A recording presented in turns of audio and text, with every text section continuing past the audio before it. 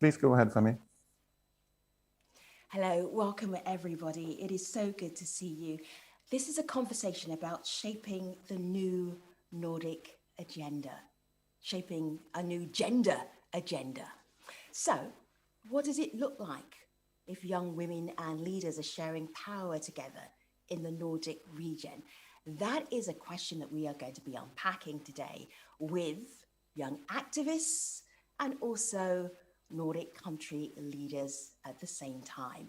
Now, we are talking about power sharing, so I'm not going to hog the conversation all to myself. I am Femi OK. I am your moderator. It is so good to see you. A couple of hashtags that you will need to use. Hashtag CSW65 and hashtag Nordic Equality.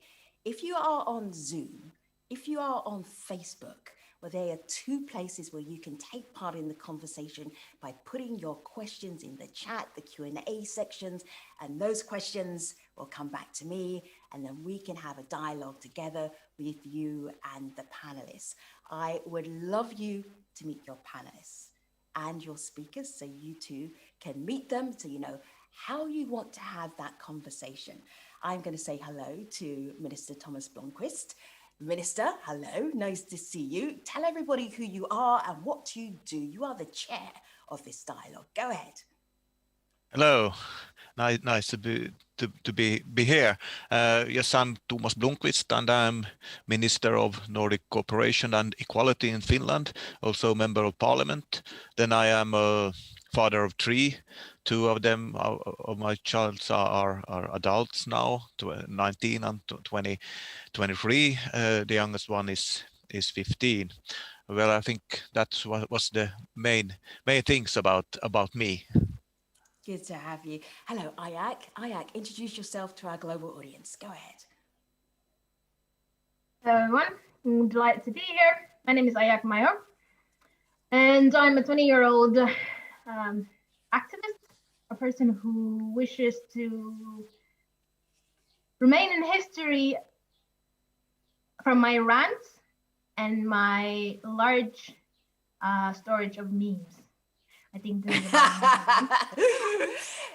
that is a mission I can approve of, Ayak. Thank you for joining our conversation. Hello, Celia. Welcome. Tell our audience who you are. Introduce yourself. Hello. So glad to be here.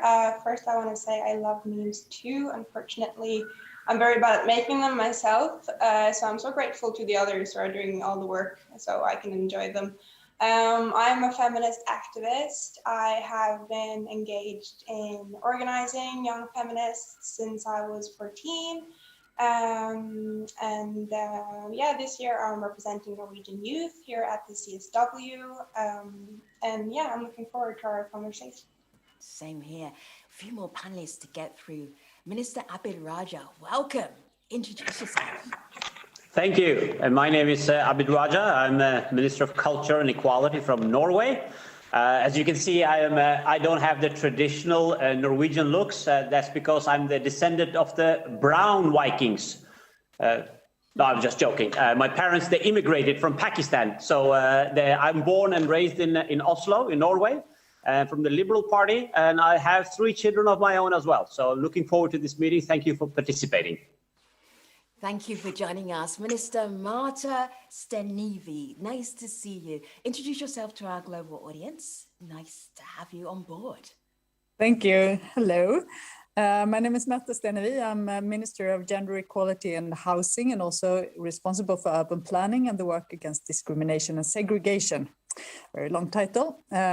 Also the mother of 3 + 2 bonus children, and I joined politics quite late in life for the Green Party. So really happy to be here. Thank you. Happy to have you. And finally, Minister Peter Hamelgaard, nice to see you, Minister. Introduce yourself to our audience.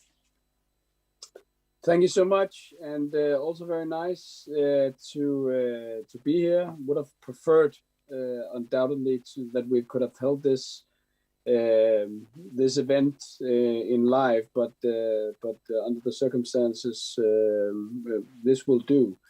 I'm 39 years old. I'm the Minister of Employment and Gender Equality in Denmark. I'm from the Social Democratic Party.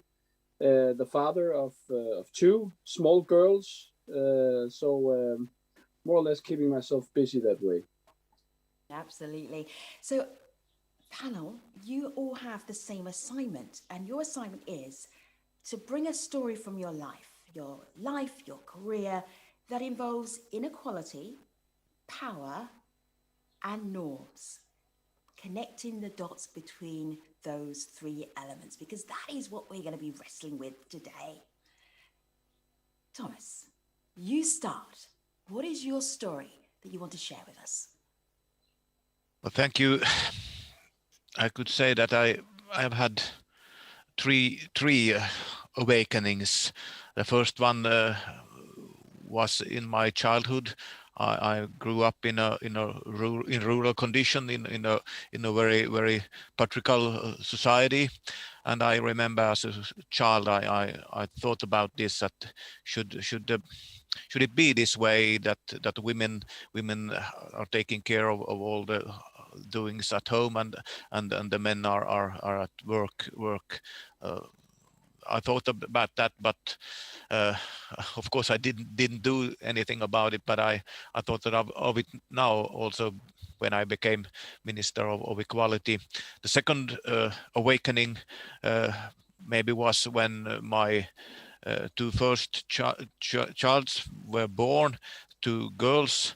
Then I decided that I will do whatever it takes to make their future better than maybe the generation before have had, and I think I'm still trying to do that, although I have much more to think of than my daughter's future. But it was a second awakening, and maybe the third would be when I became Minister of Equality. Then of course, I knew before that there were inequalities in the society, and we still had work to do to achieve a more equal society. But I was hit by the facts that maybe the society also in Finland and in the Nordic countries, though we are doing rather well in questions about equality, we still have very much to do, and here are very big challenges also in our societies, and I can see that I maybe have more work to do as a Minister of Equality than I thought when I became minister. That would be three awakenings from my side. Thank you. Thomas, you know what that makes you? That makes you 100% woke. You've had so many awakenings, you are now officially woke. Well, let's hope so. Let's hope so. Let me just go to Ayak. Ayak, I can't wait to hear your story that connects inequality, power, and norms. Go for it. Well, my story began in '97 in a country called Sudan, where I was born a refugee in my own native country. Fast forward about 2 decades later, and 3 nations. I was finishing my secondary degrees, and we had a meeting with my student counselor, who beforehand told all of us graduating that year that we will look at your future and your future plans. And I was excited. I had a lot of sheets where I laid out all the places I wanted to go study in universities. What happened was, about 5 minutes into the meeting, the counselor asked me to place both my palms on the desk, other one palm up, other one palm down, like so. And what they asked was, I've always wondered, how is it that the palm of your hand is white and the rest of your skin is dark? Also, the complexion in your hands and your complexion on your face is different. And this happened in this country, Finland, that I'm representing today. And I was dumbfounded, absolutely floored, could not get a word out of my mouth. And that was the day I started using a phrase called academic fools. But this is my story of all of the 3 things you mentioned. for sharing. Celia, tell us a story. Well, my story is about growing up as a teenager in Norway and seeing like all the extremely mixed messages we were getting about gender-based violence, sexual harassment, sexual assault, and our rights to decide over our own bodies. Because as young women in the Nordic countries, you know, we're extremely privileged and we're so grateful to the ones who came before us, who fought for the rights that I enjoyed as a teenager. But at the same time, it was so confusing hearing this discourse about how we're all equal, we all have the same opportunities. Because at the same time, me and all my female friends, we were experiencing sexual harassment, like do, you know, the overwhelming majority of women globally. Many of my friends experienced sexual assault. Everyone knew someone who had been raped and whose rapist was still going free because we had basically impunity for people who commit sexual assault. And you know, this is normal. Statistics show that 1 in 5 Norwegian girls will have experienced a sexual assault before they turn 18. So this is rather representative, I think, my experience and my friends' experience. And we were also told that our voices were important and counted just as much as everyone else's. But then when we actually did express our opinions, we had to deal with not disagreement from people, which is good, but harassment, sexualized comments, threats of violence, threats of rape. And where was our state in all of this, you know? From and I can tell one example from the police and the court system. They're the ones who are supposed to securing our justice and keeping us safe. And when I was 18, the police chief in the local community where my family is from, he was confronted with the fact that there had been a lot of reports to the police about young girls being raped by young boys when they gathered for graduation parties in his area. And so the response from this police chief was, first of all, stop blowing things up about rape. We've not had a single conviction in this area for the last 30 years. So he was basically saying, it's, you know, if there's no convictions, it's not happening, when actually there was just impunity. And also he advised us girls to wear biker shorts to avoid getting raped. So he was placing all responsibility on us and not on boys. And I think that's sort of representative of the messages that we were receiving from a lot of our society growing up. Really vivid storytelling there from you, Celia. I know we're going to get so much more from you, but that's a good place to start. Abid, I'm going to bring you into the conversation, into our story circle, and I am actually going to request a story from you because I've heard it before and I want you to share it with our international audience. It's about the wonderful occasion when your 2 twin girls were born. And then yes. Yes, I'll tell you about it in a second. I want to start a bit earlier. You know, it's a normal thing for, I think, every human being in the world is to fall in love. So I fell in love. I fell in love with a girl. And when I told my parents that I wanted to marry this girl, they refused. My family, the larger family, they refused. They told me, you've been promised to your cousin in Pakistan, so you have to marry your cousin because we have given our word that you will marry her. So then it started a fight and a struggle to actually get to marry the woman I was in love with. And that fight lasted for 3.5 years before they actually gave in. So after a few years, me and Nadia, we had children. Nadia gave birth to 2 beautiful twin girls. I was so happy, so proud. I was like 2 meters larger and we were celebrating. And then the telephones started coming in from around the globe, from relatives, both in Denmark, in England, in Pakistan, of course, also in Norway here. And instead of they giving kind of like, you know, oh, congratulations, you had twin girls, so exciting news. Oh, that got to be magical. It was more like, oh, son, we will pray for you. we will pray to Allah, to God, to comfort you, to give you the strength to bear through this burden that you are giving. Don't give up. We will pray for you, and God, Allah will next time, He will give you 2 boys. And that was actually for me an eye-opening start to see how is girls perceived in some cultures, what are their values, and it didn't end there. Going to Pakistan on a trip, I remember people coming up to us and giving their disbelief in that, that's such a burden we were giving, that we should bear through, and they will pray for us that God gave us strength, and this burden, and this is a test for you.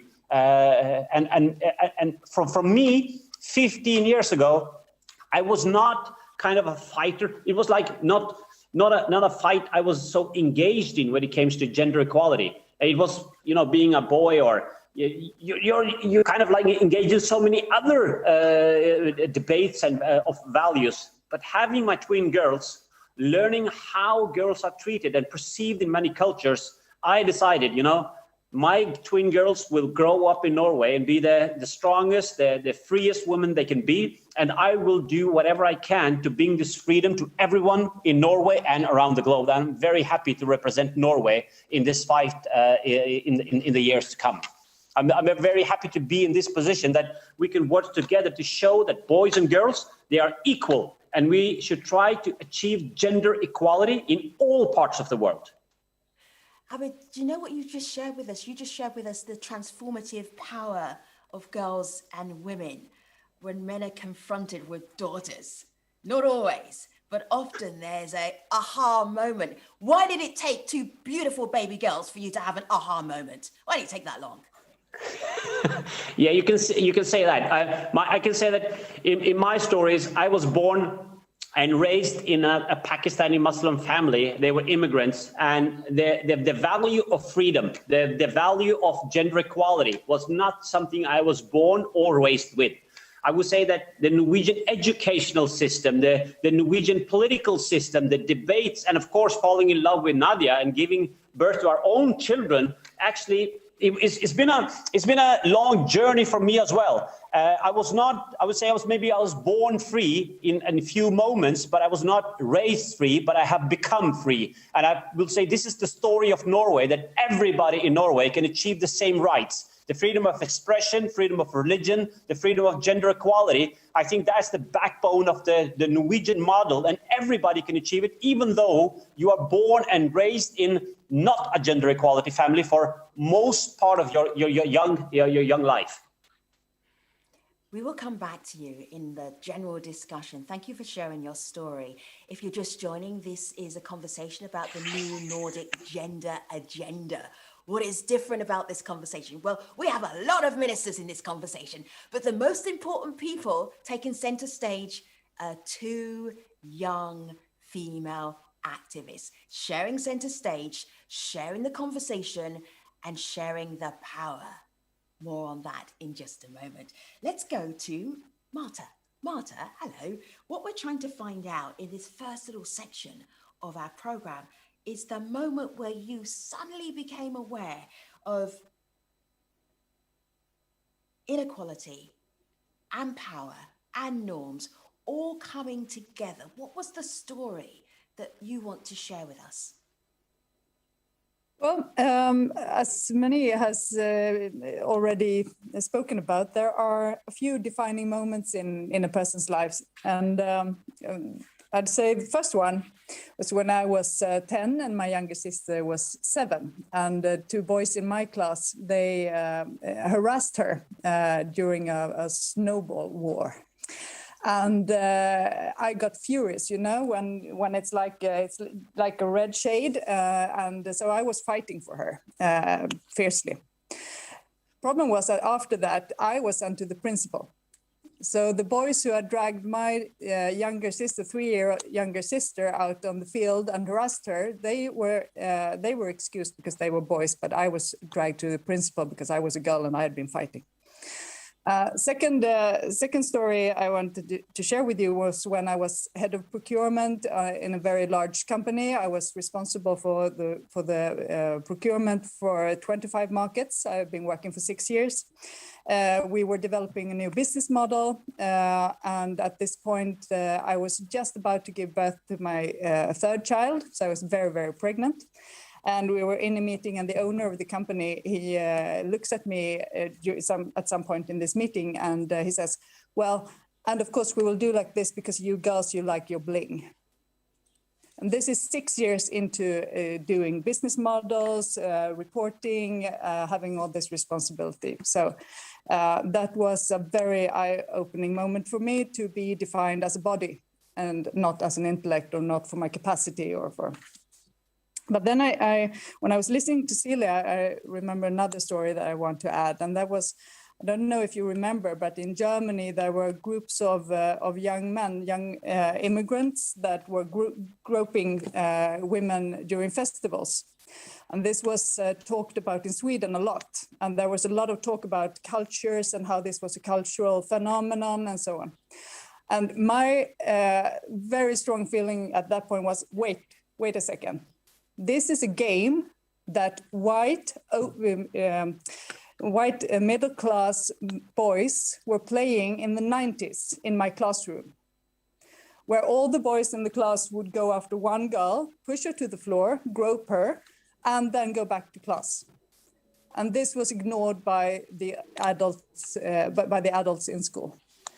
The harassment, the sexual harassment, the norms that keep objectifying women are everywhere, and they have been forever.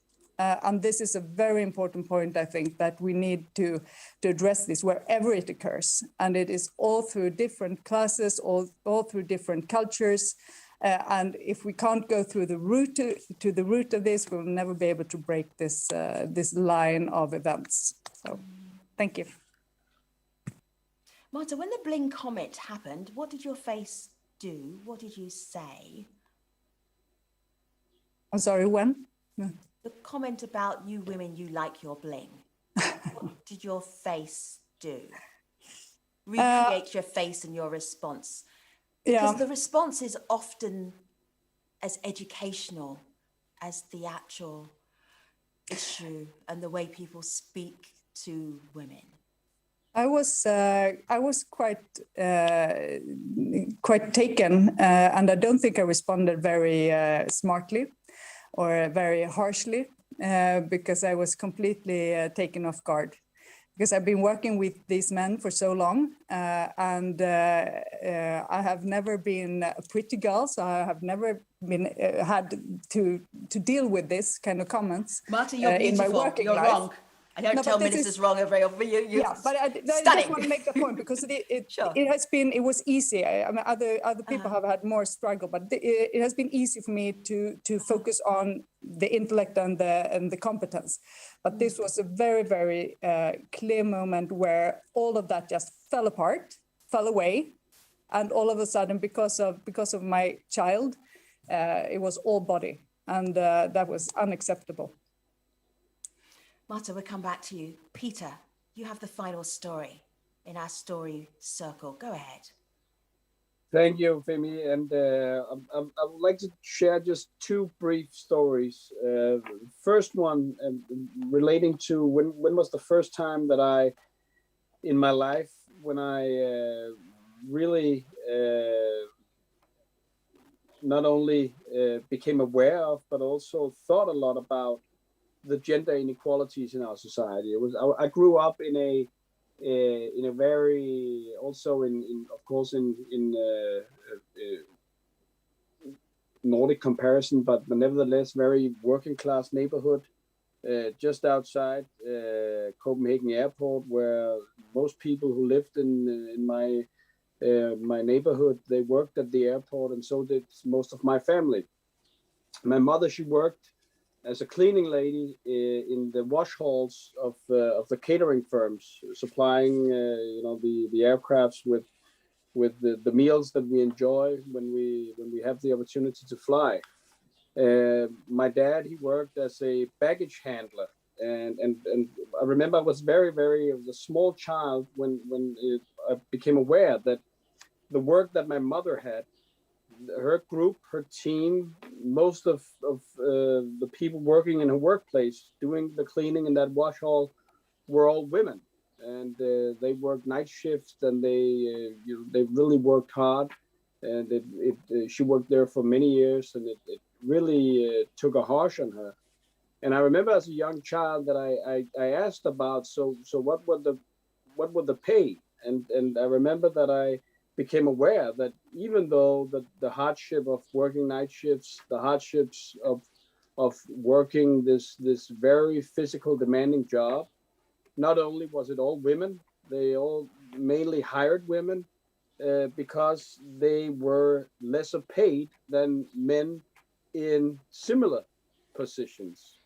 And I remember I was 6 or 7 years old when I really thought a lot about that. And I think that the second reckoning, if you might call that, has been quite recently, within the last few years, when I became a father. I'm a father of 2 small girls, became father for the second time on January 1st, and started really engaging in making sure that men takes part in a larger part of the parental leave. For many years, we have discussed in the Nordic countries the necessity of men participating in the parental leave as an issue that would create larger degree of gender equality, especially in the workforce for women. But I really also believe that this is also a gender equality issue for men, and it clearly also should be viewed upon as a right for the child and a right for the man to enjoy time off in the full leave that we have as a family. And it's a big advantage for the child, it's a big advantage for the father, and thus also a big advantage for the mother, who will experience, and that's what we're hoping for in Denmark when we're legislating about this later, a higher pay raise, larger pensions, and also bigger career opportunities. Lisa Franco is watching our conversation right now. Lisa says to all of you panel, powerful, transformative stories. Let's hope we can have a powerful, transformative discussion. Ayak already has a finger up. Ayak, take it away. Go ahead. I agree with the comment. Amazing stories. I have a lot of love for the humankind, and I'm very, very delightful to live in Finland. The example of Finnish government, that has been blasted around global news for quote unquote equal and progressive government. What we see here is amazing leaders of our country, of course. However, they're all well-off, white, cis hetero, able-bodied leaders that are from upper middle class.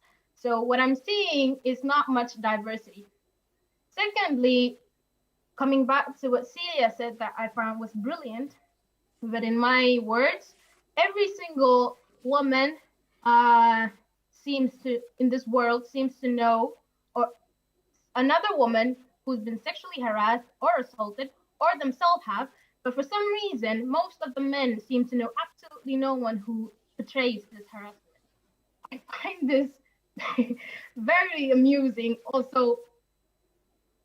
And going back to one story that I heard about countries that are not, where people are not raised to be free, I find that to be not correct. I think we need to address the issues, and what they are constructive issues, they are social, they are power, they're economic issues, and they can be named. They can be named. The names are patriarchy. The names are hatred against women. The names are capitalism. Names they exist and they have definitions, and nobody raises their children to be free or unfree. I believe the problems are human-made, and in order to find the solutions, we need to name them. And when it comes to, for example, the name of this gender-based violence or violence against women, I think we need to talk about the people portraying the violence. I think that we need to say violence created by men. For example, when it comes to gender-based violence, the most dangerous place for a woman is their own home, not the streets, not the club, not the school, not the workplace, their own home and their own spouse. And this needs to be recognized, and this needs to be addressed as it should be. Thank you. So Celia, go ahead. And one of the things I'm going to start with, Celia, after you've just jumped in there, is looking at where the Nordic countries are right now in terms of access to power for young people. I think that's a really good starting point because we have so many leaders in this conversation. Celia, you go first though, go ahead. But yeah, when it comes to access to power, I think this is such a huge issue because it's not just about the right to decide for our own bodies and not be assaulted. It's also about participation, you know, and the assault and the harassment that we receive, especially those who speak up, is so destructive to young women's participation, especially. And I totally agree with what I really wanted to comment on was I agree so much with what Ayak just said about having to speak about the perpetrators, you know, having to speak about the offenders, who is committing the violence, you know, and often there's in the media, for example, we talk about like a wave of sexual assaults, or like Mata said, we talk about like it as an immigrant problem. We want to like put it in a box of it being, you know, something that strangers do or that the others do. When actually we need to talk about our boys, our men, and our structures. And we need to talk about, you know, if we do acknowledge that we do have structures in our culture that make this happen, what do we do then? Then we need actual strategies to counter those structures, and not just, you know, words about being equal, but you know, policies like we do for every other policy area. And that's something I would love to hear the ministers talk about is, you know, how will they make strategies for this? How will they counter this in the same way they do other big public health problems, security problems? When is that going to happen to the area of gender equality and especially gender-based violence? Marty, do you want to start with that? I do, yes. I think this is so important. We have used in many of the of these speeches and events now one phrase that is put the blame where the blame belongs on the perpetrators. Because we have had too much of this. We're talking about what kind of strategies women and girls need to have to not be sexually harassed, which of course is crazy, because what we should be asking ourselves is how do we make men and boys stop raping? And since we had the consent law in Sweden, we have seen a rise in both the reporting and the convictions of rape. But we've also seen a rise in the experiences of the sexual harassments and rapes. And we don't know exactly if that's because it's actually increased or if it is that we're actually calling a rape a rape. All sex that is not voluntary is a rape. That is the law in Sweden. There is no discussion about it. Sex that is not voluntary is a rape. So are we empowering girls and women now to see what is being done to them and to report it as it is? Or do we also have an increase? We don't know. What we do know is that when we look at young men in Sweden, 16 to 25, they believe that inequality is exaggerated by women. They believe that Sweden is equal enough. But Marta, if I may, what Celia wanted to know was policy. She wanted some hardcore, concrete reactions. Yeah. Celia was already saying, this is an issue. Sorry. Where are the policies? Yeah, the policies are, first of all, to have the consent law was a really, really important step, because this means that we are calling a spade, and we can also convict for the events that are actually happening. What we also do, as Ajak mentioned, that the most dangerous place for women is in the home. We are making a change in the law now that, the secrecy within the healthcare and social services is really important for people to be safe when they go to look for help. But we are making an exception for that. So if a doctor or a nurse or a social services person gets information that a bad crime is about to happen within the family, they can break that secrecy and actually turn information over to the police so that the police will be able to stop that violence from happening. Because at some point we need to start to look at how do we make these things stop happening, not just how do we punish it, how do we report it, how do we carry statistics about it, but how do we stop it from happening to begin with. Today Can I actually just mention the sexual education? Of course. Please go ahead. Because I think sexual education, it's not the whole answer, because we have a society of grown-up men that need to understand their responsibility in this. But we also need to address the boys, of course. And we have gone from sexual education to what we call sexuality, relations, and consent. This is a new subject in school. So sexuality, relations, and consent. And this means that the sexual education will be focused on both what kinds of sexuality you have, what kind of relations, what do you need to understand with human relations and romantic and sexual relations, and what does consent mean. So a much broader take on sexual education, not only reproduction, but actual also interhuman relationships. So, no, sorry. No apologies needed. Gender Equality Day in Finland, Thomas. What day is it? Thomas, unmute yourself. Gender Equality Day in now Finland. I managed to do that. Well, we have the such a day in Finland today, and it's today. So what I wanted to ask you and direct all of our leaders to is where gender equality strategies are working right now in your country. What tools work? What strategies are working? Thomas, as it's Gender Equality Day in Finland, you should start. Go ahead. Okay, thank you. Well, I would maybe start by saying that what we are doing on the governmental level just now, we are having a program that we will try to prevent violence against women. That we have that now established, and then we are changing our legislation in that way that rape is when you have lack of consent, and that is a very important change in our legislation. Then I would say that maybe one of the even very big problem that is very hard to address by changing in legislation or things, programs on the governmental level is these structures that were spoken about here earlier, and also norms and stereotypes.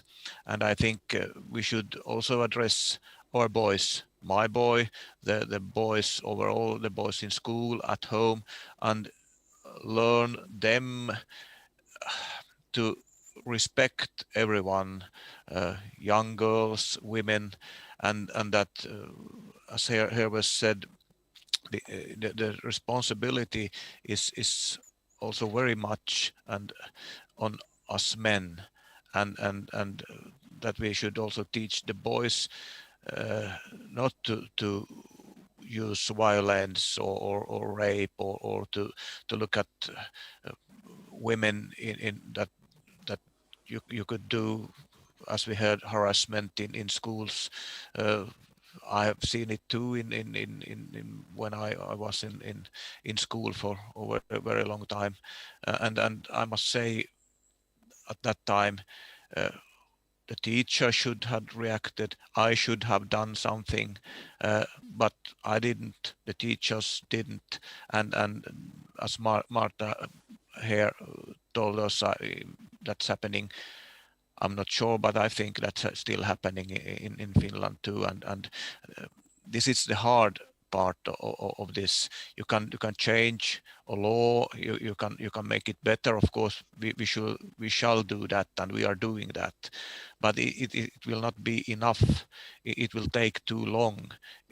We should also do everybody of us, and especially the women, should do more to teach our boys and to say loudly and clear that's not acceptable to harass young women or women.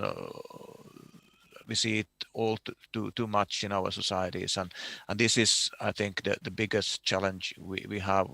One of the biggest we have concerning equality, also in Finland and in the Nordic countries. I'm sure that the situation is quite the same in all countries. One of the reasons. Can I jump in there? Please go ahead. Oh, thank you. I think my colleague Thomas is actually stating very good points, but I would also like to give both Ayak and Celia credit for raising these issues. And I think we all can agree upon that, that the issue of rapes and sexual harassments, we just need to address these issues. But I think Ayak was very good in pointing out that most women are actually beaten up, raped, and harassed in their own home. And for Norway's part, we have actually action plans to combat violence in close relationships in homes. And I think the home-based violence is a really a topic we need to address, because what you see is that when it comes to girls, they are not just beaten by their fathers, they're also beaten by their mothers, they're also beaten by the brothers, and then they get a boyfriend, and some of them beaten by the boyfriends and then husbands. So you get this evil circle. And boys who are seeing their fathers being violent, I'm not sure. Well, a lot of them are learning a lot of values at young age that we need as a society to dislearn. And I think we also need to address the issue of the negative, both to break up this evil circle. This is an important task, but also to engage in the new fights that we see today, so the fight against the negative social control, which controls the girls from diverse background when it comes to what kind of liberty do they have to be active in extracurricular activities after school. Or are the parents, they're sitting at home with a stopwatch and just taking time? How long does it take to get out of the bus and reach home? So controlling them from their young age when it comes to the clothing, when it comes to who your friends are, where you are, how many hours you can be outside. And then later on, the major issues comes up that I think most of us are familiar with when it comes to forced marriages and violence, of course.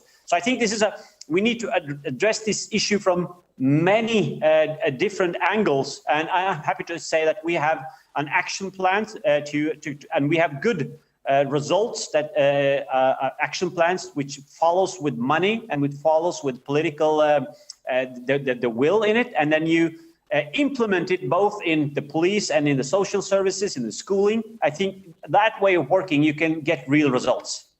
All right.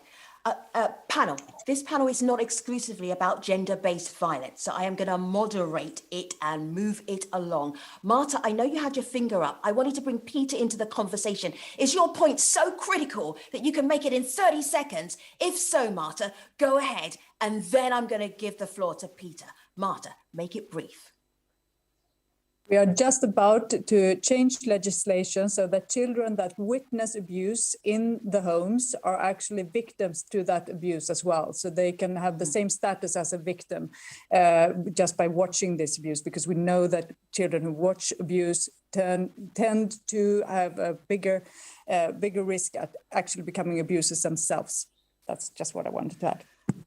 All right, I hear you. I am pushing on, panel, so that we can look at another aspect of why we're all together, why we have two activists and leaders in the same space, having a conversation together. Peter, let me bring you in here, because one of the things I want our audience who are watching to go away with are what you as various ministers, what you, Celia and Ayak, are able to do in terms of access to power, inclusiveness in your particular countries.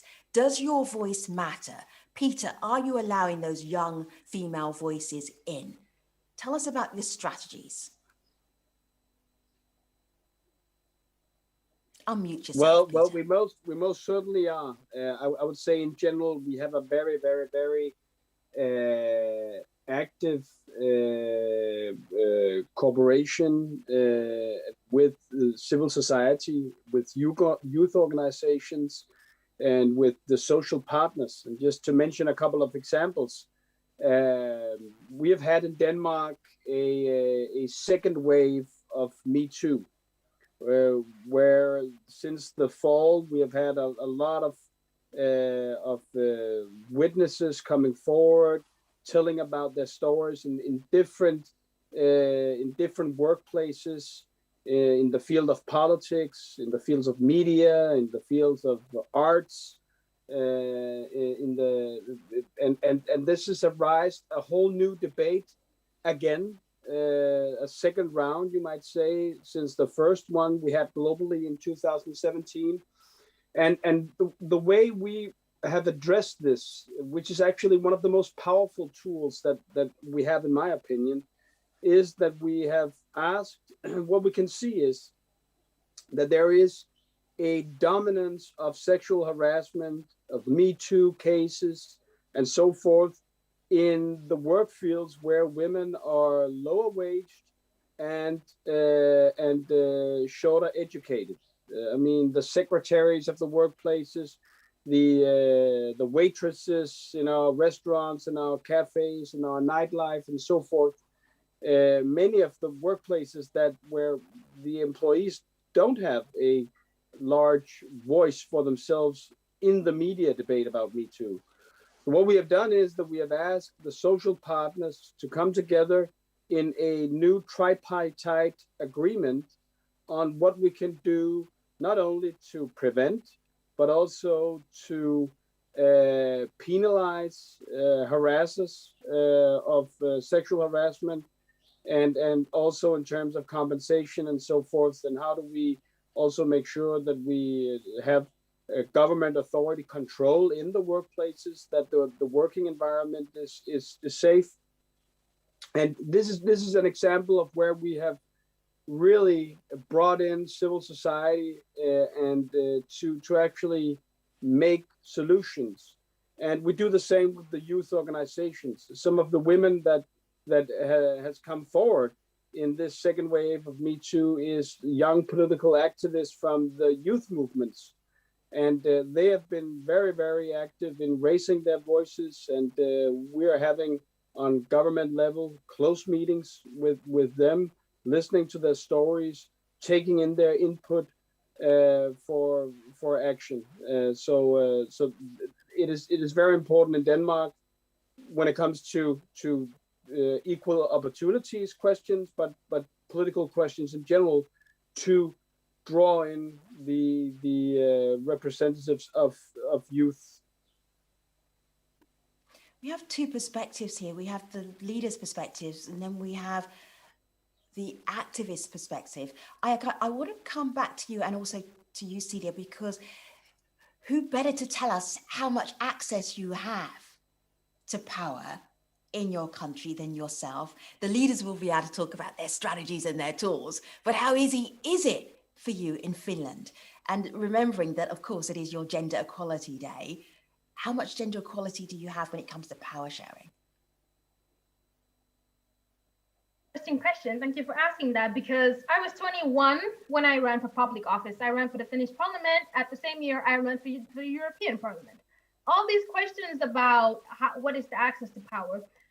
Within this time of me running two major campaigns with a minimum budget, I have been ridiculed. I have been sexually harassed. I have had death threats. My inboxes of every single social media channel I have been flooded with white middle-aged men threatening my life. My campaign leader have been sexually harassed while being with me. People have been questioning whether I'm adopted or am I from this country, when in fact I've been raised by my very refugee Black South Sudanese parents who at the moment still live in this country.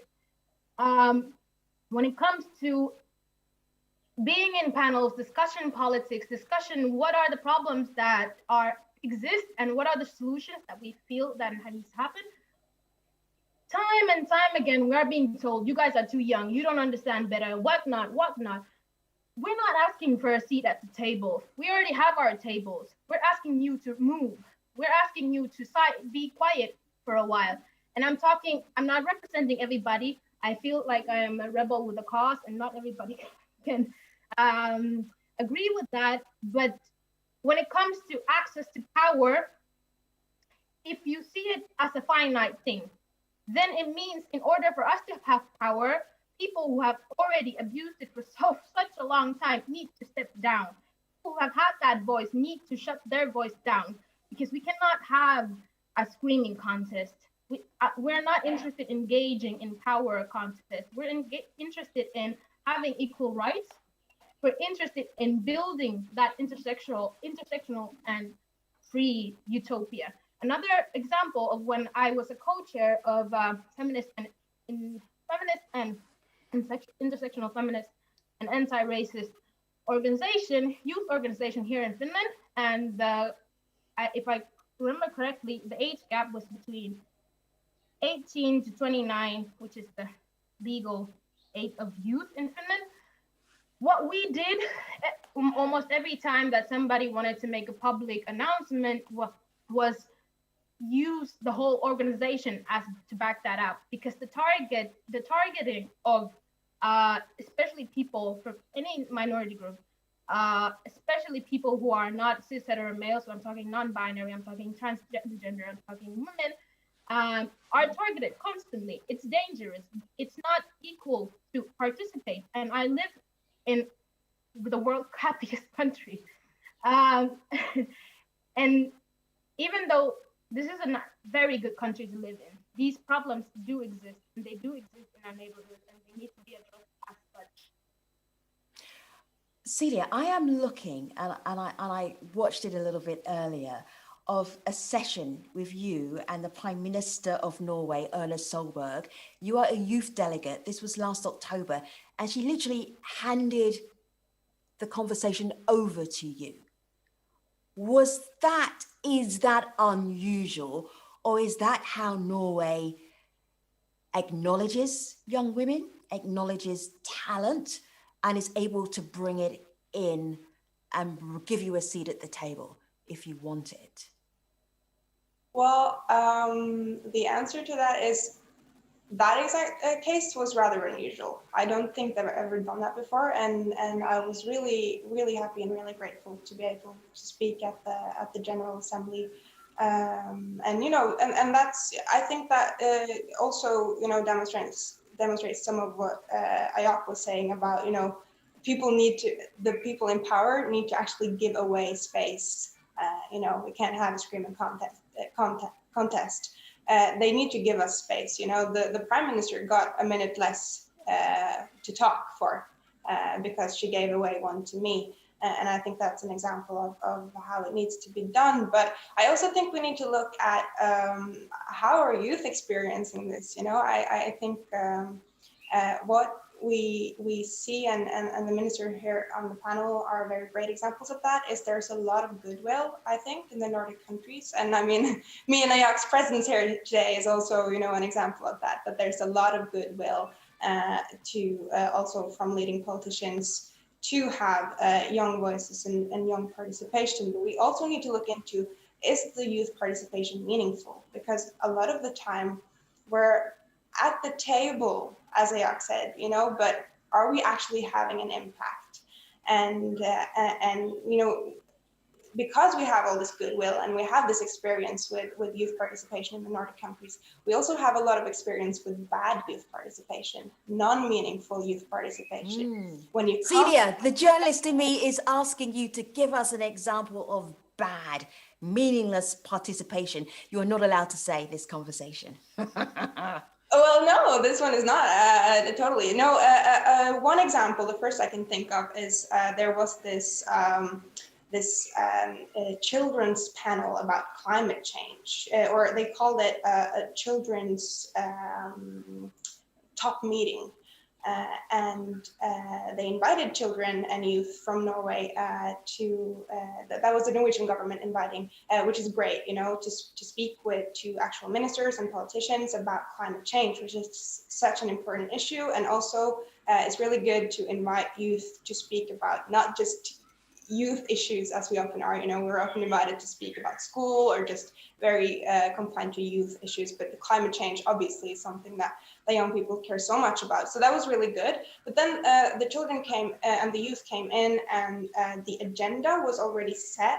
And on the agenda was for topics like how can we as youth contribute to our local communities, for example, by picking up trash and so forth. How can we contribute? While, you know, this top meeting had been... Celia, the only reason I'm laughing is because Ayak is face palming right now.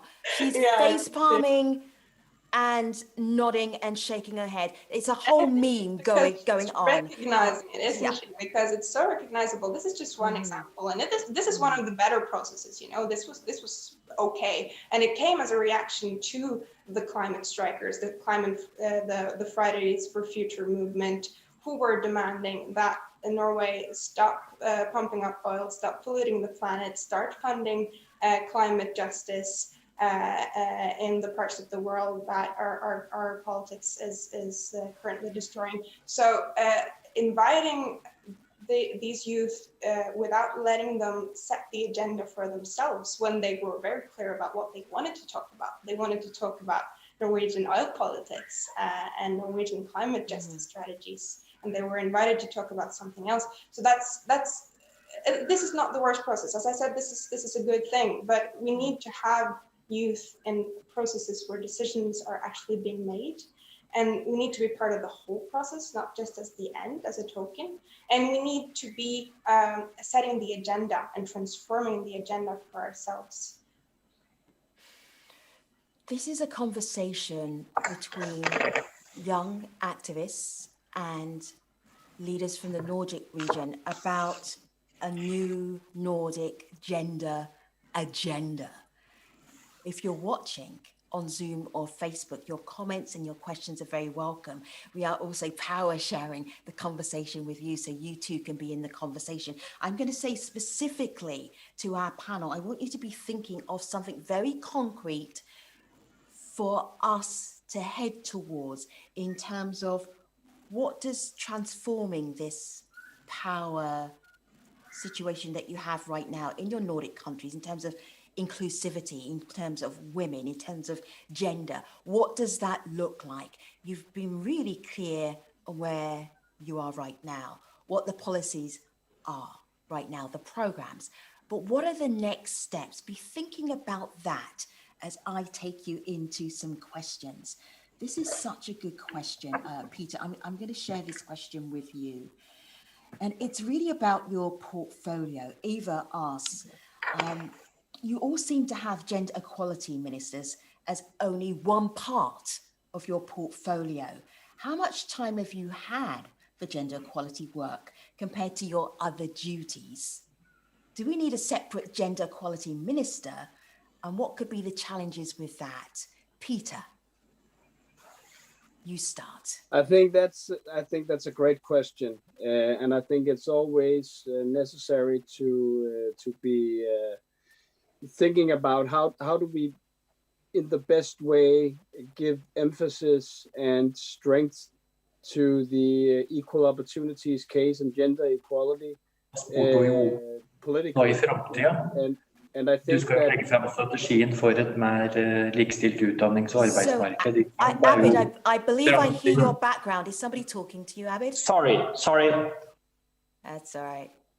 all right. All right. But One conversation but at a time. Go ahead, Peter. I think my example is actually quite interesting to the question, because I became I became Minister for Employment when my party came into government after our general elections in 2019, and then last fall we had a shift around within government that whereas I also was given the task of being a minister for equal opportunities. And the interesting thing is that in Denmark, in the political environment of organizations and people involving in gender inequality issues, equal opportunities issues, that was seen as an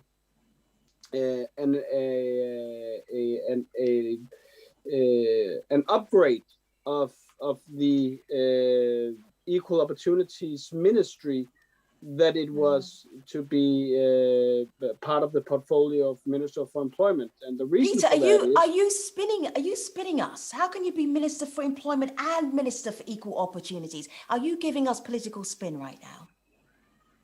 No political spin. Okay. I am Minister for Employment and for equal opportunities. And you have a newborn, so you must be exhausted. Yes. Well, we're quite busy. But the point is that it was seen as an upgrade because many of the gender inequality issues that we have in Denmark, many of them, not all of them, but many of them, are concentrated around inequality in our workplaces. When it comes to unequal pay, when it comes to the unequal use of parental leave, when it comes to a gap between women and men in leadership positions in companies and public boards and so forth. And that's why I think that there's a perfect alignment between being, being Minister of Employment and having the responsibility for the Ministry of Equal Opportunities. Let me ask Abid, Minister of Culture and Equality. So you've got at least two portfolios going on there, Abid.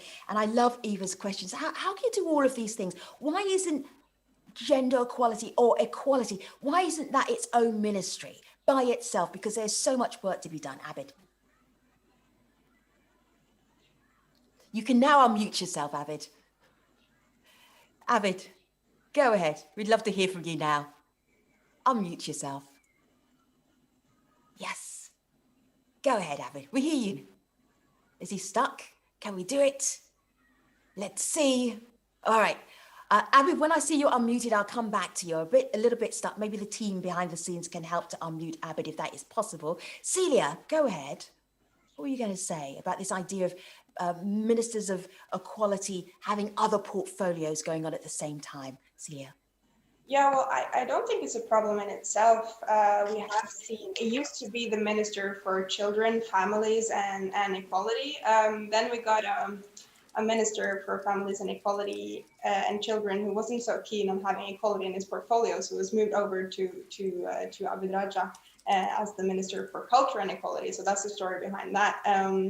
But I think the minister from Denmark was onto something really important, which is we need to see these issues together. You know, we need an intersectional approach to the barriers that we face for participation as women, because I think some of the stories, for example, that Ayak has been telling are very telling of how different it is to be a white woman in the Nordic countries and a woman of color, for example. And we see this in so many examples all the time. And I think it's really important. It's not just about color, it's also about class. It's so different to be from a working class family than some of the upper class families that we see in our countries. There's such big, there are growing differences between our classes right now. So that's really dangerous. So I think we really need to see issues together, and we need to have an intersectional approach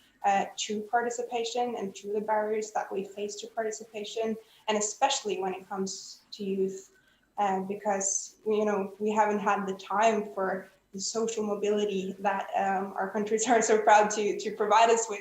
We're still stuck in our family background, whether that be working class or that be another minority. So really need to speak about these structures and see them together and not separately. And Abid Raja mentioned the action plan for against social control, which I think is a great example of looking at something really important and having an actual action plan that was so important. And I know a lot of people were very happy about that. But also some of the girls who are experiencing social control came out and said, well, really a big issue that we're facing is racism. We're facing social control from our families, and then from majority society, we're facing racism.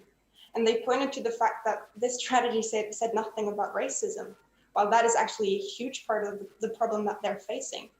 And that's the problem, I think, when you don't see issues together, you see them separately. And you say you have one identity, your identity is as a minority woman, your identity is as a queer person, and you don't see that, I'm not just a woman, I have several identities that intersect, and they work together in these structures. And that's why we need to face them as just that,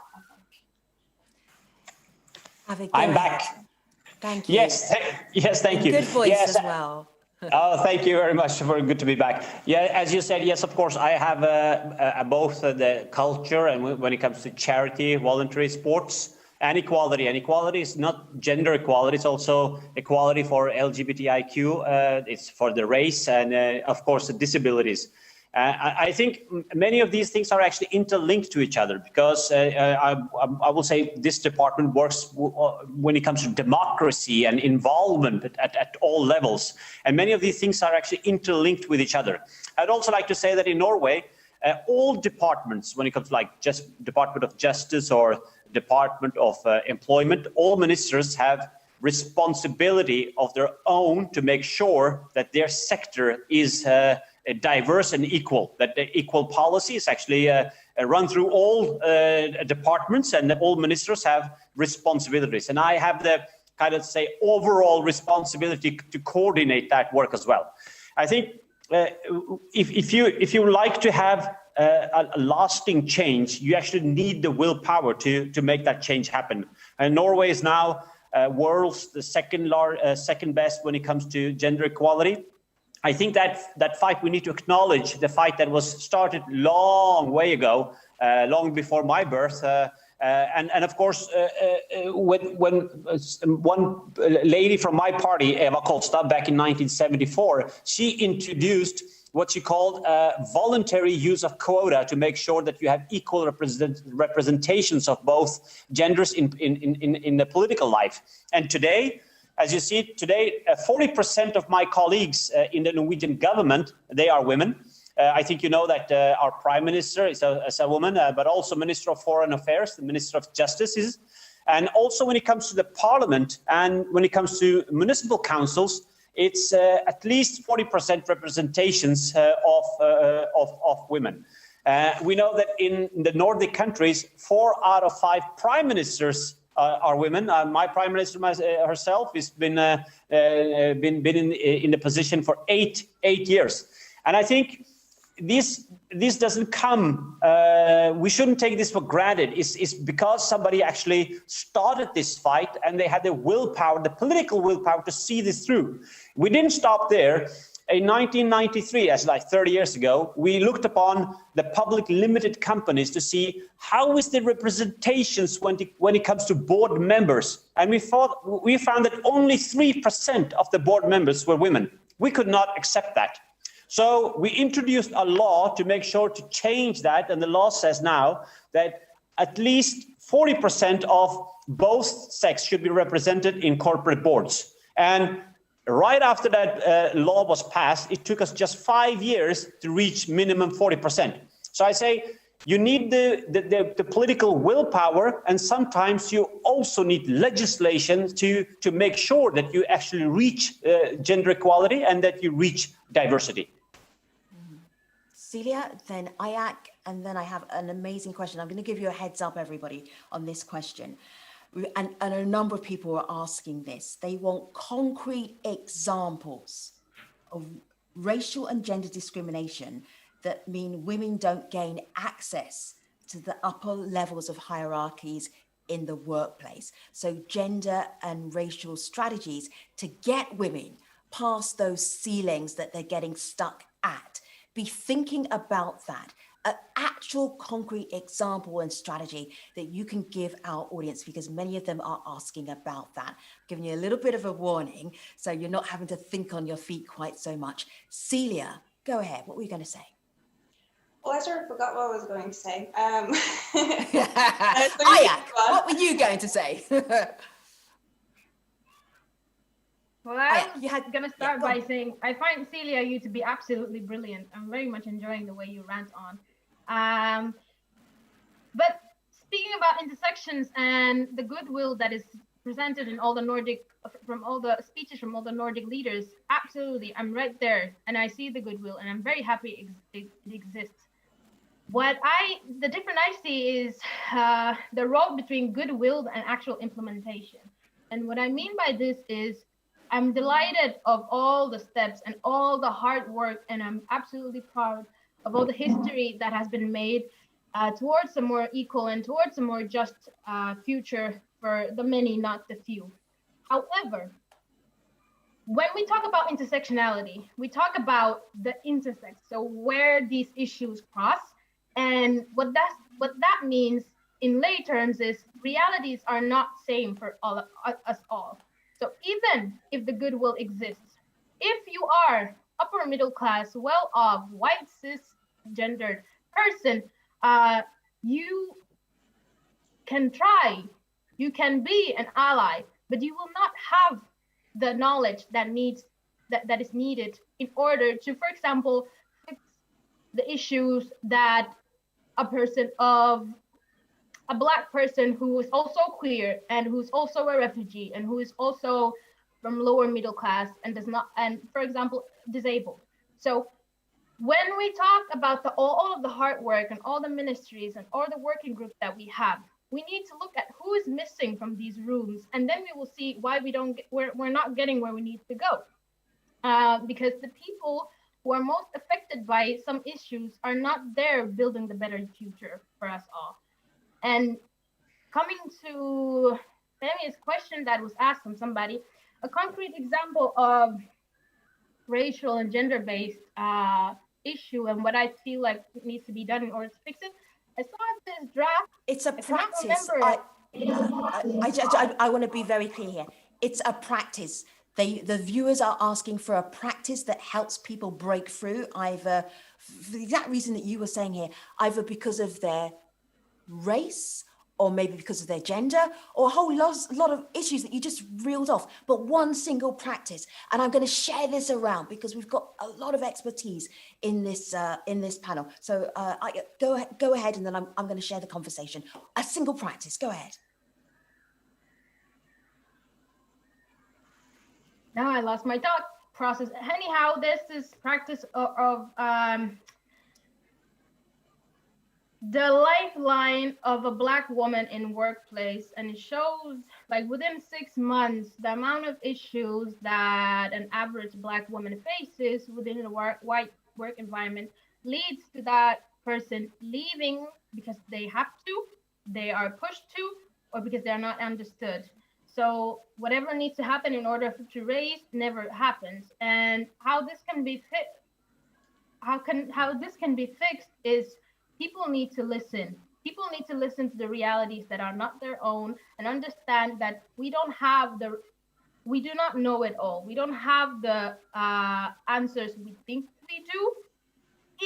Even we were the most brilliant person in the room, most likely we don't have the shared or lived experience of that person who is now forced to leave the workplace that is blocking them. Marta, from progressing. What did you want to add?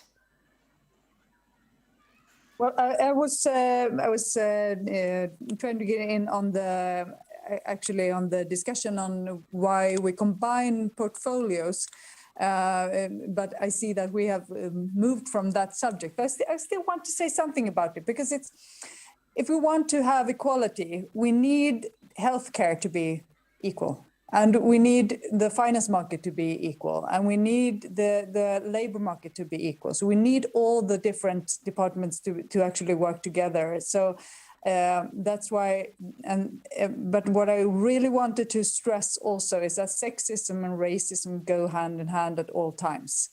We were talking about hate and the internet hate that we see. And I have a colleague in the Green Party who was elected to Parliament in 2018. She's the first woman in Parliament to wear a veil. And the amount of hatred, even though we know that women politicians experience a lot more death threats and sexual threats than men do, the amount of abuse that she was getting for just being elected into Parliament was, I think, an eye-opener maybe to the whole Parliament. And this is something that we need to address, because what's happening right now on the internet, in the wake of the pandemic, we also see how racist tropes like anti-Semitic memes, for example, are booming. And they are moving into groups that have not been sharing them before. So while we're struggling with the effects of the gender equality from both the pandemic itself and the restrictions, we also see that racism is exploding on the internet, hitting very hard on a number of groups. And if we can't address this at the same time, we can't see that these go together, and that the foreign-born women in Sweden are those who are taking the absolutely hardest hit from the pandemic, then there is absolutely no chance to actually do something about it. So you were asking for actual policy or actual a concrete practice. The viewers are listening to you, and they are appreciating the conversation, and they're not getting concrete practices. They ask for a specific concrete practice. we have discrimination laws, and we have a discrimination law in Sweden that is on paper very good, especially because it demands from companies that they not only do not discriminate, but that they actively prevent discrimination from happen. But what we are looking at now is how to sharpen these tools, how to make sorry, losing the word now, but the institution that oversees this law, how to make them actually being able to also find the companies immediately, to be much quicker, much faster, and much harder in the response to this. Because if we don't start to actually act on the discrimination that is going on, we know, for example, that when applying for a job, a man with an Arab name will have questions asked not about his competence, but about his social values, which is a man with a Swedish name will not be asked. If we don't see this structure, and if we can't find the companies that still upholds them, then it will be very difficult to actually break these structures and break this discrimination. And if we don't, we keep a whole part of the population out of our businesses and out of our public life and out of power. And this is, of course, terrible for the individual, but it's also so stupid for a society to not use all the force and all the competence and all the experiences that a population holds. And I think so we have to strike down much harder on the discrimination, and we must take control over the internet, because we are scaring people off from actual political power right now. If we can't handle and face the threats and the harassment and the hatred that is going on right now, especially towards women and especially towards women of color, then how will they be able to also run for office or to also actually stand? Because it takes a lot of stamina to face that kind of hatred that my colleague was facing. I'm very, very proud of her, very proud to be her ally. I cannot relate exactly to what she's been through, but I can be her ally. All right, so I'm going to address everyone as leaders. Ayak and Celia, you are also leaders. I'm going to address all of you as leaders. You have been brilliant at setting out what the challenges are. You have been eloquent about describing the challenges. I am having to push you to describe what do we do about it. You keep going back to this is the problem, and this is the problem, and this is the problem. And we have spent almost 90 minutes doing that. So here is my challenge to you. Push ahead. What are the concrete steps, okay? What are the practices that we can leave the viewers with? Because you have inspired them, you have stirred them up. And I'm also going to ask you to be very brief because you all want to talk now in the last 10 minutes. So make it quick so we can share the conversation. Abid, go ahead. Yes, that's a very good point that you're raising now. And I think from the Nordic point of view and Norway point of view, I think I have to say that the parental leave scheme that we have in the Nordic countries, and especially here in Norway, I think that's one of the key success factors to reach equal, to have gender equality. In Norway, we have two options. You can either have 49 weeks with 100% pay, or 59 weeks with 80% pay. I think that's a major scheme to give the parents. The parental leave is essential to having a gender equality in Norway. And we started the scheme with also introducing that the father have to take parental leave. And in '93, it was just 4 weeks. And now today, it's 15 weeks. So we have divided the parental leave in 3. 1/3 for the mother, 1/3 for the father, and then 1/3 they can share as they like between them. And the numbers are 90% of the fathers actually take full or partial parental leave. And I think that's a larger key to have gender equality in Norway. I would also like to point out that parental leave alone is not enough. In Norway, kindergartens are very important. Full access to good and good quality kindergartens are at the acceptable fee is very necessary. And today, almost 93% of children between the age of 1 to 5 are attending kindergartens. And you have actually the legal right to a place in the kindergarten. I think also our scheme of breastfeeding, a woman who is breastfeeding is entitled to breaks she needs to breastfeed the child with pay, and flexibility at work. If you have small children, you have the right to flexible working hours, shorter working hours, and you can also be excused from overtime work. And last, I will also mention, if you're unlucky and your child gets sick, you are actually entitled to 10 days of pay with leave to attend to your child. I think together with all these schemes, this is one of the keys that why Norway is now world's second best when it comes to gender equality. But even we are not reached the finish line. We have to go more miles, and we are ready to do so. Abid, I do believe you just humble bragged there for Norway. Thank you for that. Appreciate it. All right, so we are in the closing moment, so I am going to be very strict on time. But what I want to hear from you is not outlining the problems again. We've done that for over an hour. I want you to take us forward. What is transformative out of our conversation? What is the takeaway that you want to give the audience? It's got to be very swift, efficiently done. Thomas, as chair, would you mind getting us started, please?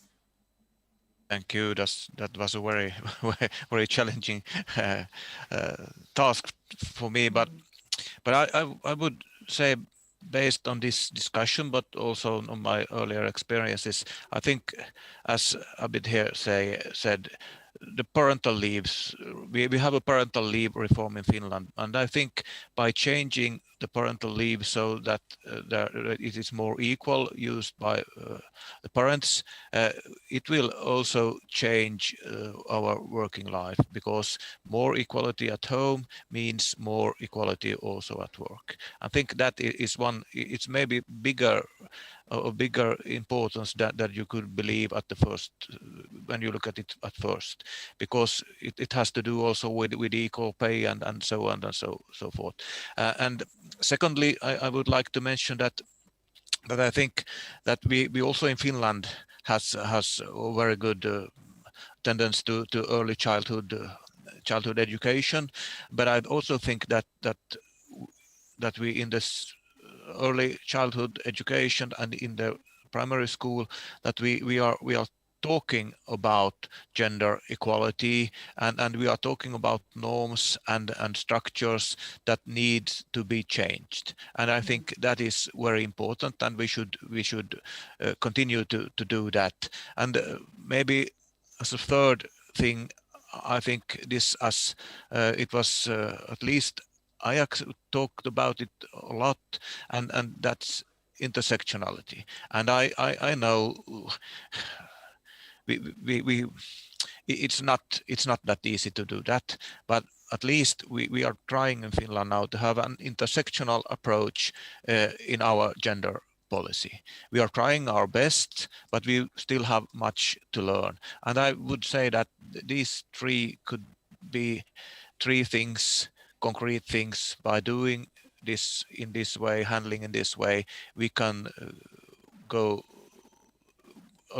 come a little bit closer an equal society. Thank you, Thomas. We go to Peter, Denmark. Next steps, Peter. Thank you so much. And thank you all for a very fruitful and interesting conversation, especially to Celia and Ayak. It's been a great pleasure. We have, to a large degree, a very, very compared with many other countries in the world, Denmark is for sure much more equal between men and women than other places. But we do have our challenges. I think the next steps forward for Denmark is we need to, and we will do so later this fall, start legislating to earmark a larger portion of the parental leave to the father.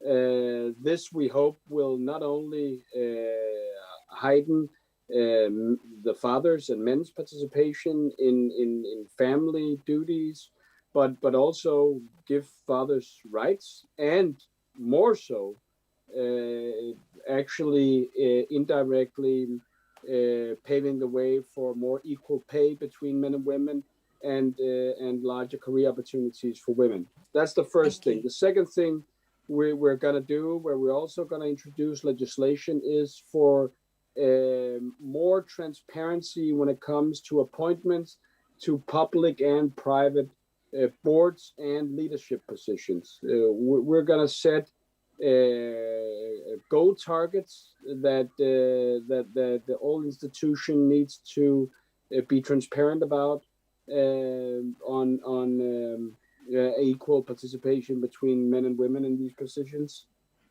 And I think thirdly, we have now started, after our second wave of Me Too, a very, very important dialogue between the social partners of paving the way for eradicating sexual harassment in the workplaces. That's a large task, but I'm very optimistic that we will go very far in these tripartite conversations, and on top of that, maybe even also legislation. So that's 3 points that we're taking away on the way forward. Thank you, Marta. We are very tight to when we wrap up. I'm going to ask you to be very succinct. Next steps. I will be. Parental leave and childcare has been key factors for Sweden equality work, and also given us an equal parliament representation in parliament since the 90s. But we don't have an equal representation in parliament when it comes to other discriminatory factors than gender. And so if we want another representation, if we want representation from young people, from people of color, from people from different religious beliefs, then we need to stop the hatred. We need to stop the sexual violence against women, against non-binary people. We need to stop racism. And we have action plans that we now need to go forward with and push all of our effort behind, because we are stopped right now. People are stopped from actually taking their political power in possession. And if we want to actually distribute power, then as both Celia and Ajak told us, we need to step aside as well. And we need to make room for young people and for people of color in our parliaments. And when we look at that, representation is really poor. So we have a long way to go. Thank you. Abid, thank you. Abid, go ahead.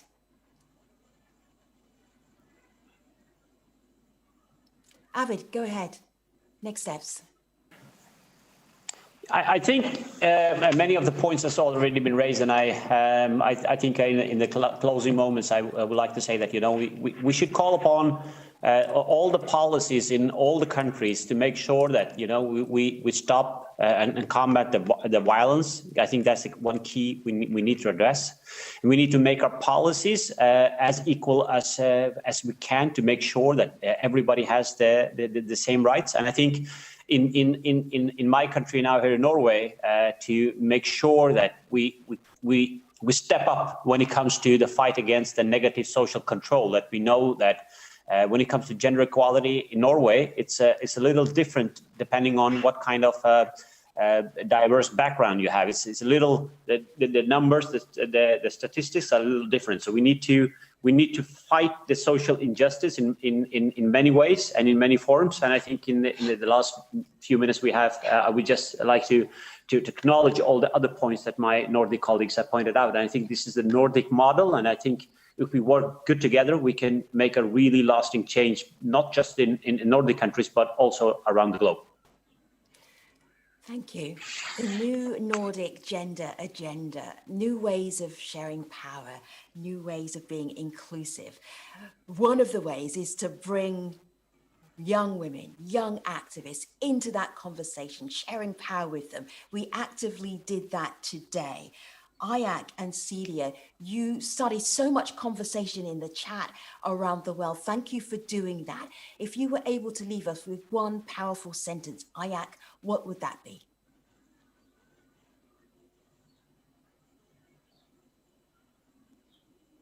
We are the future. The future is now, and it will be intersectional. And Celia, this is so not the children's table. What would your final thought be for us? My final thought would be that the ones that brought us here were the grassroots women's movement. It was the feminist movement. And what's going to bring us forward is supporting that movement and supporting young feminists and youth organizations, funding the women's movement, the feminist movement, the youth movement, and actually enabling us to pressure our governments and bring us forward towards gender equality. Thank you, panel. Thank you, leaders. Hashtag CSW65, hashtag Nordic Equality. The conversation continues. This conversation was brought to you by the Nordic Council of Ministers. Thank you for watching.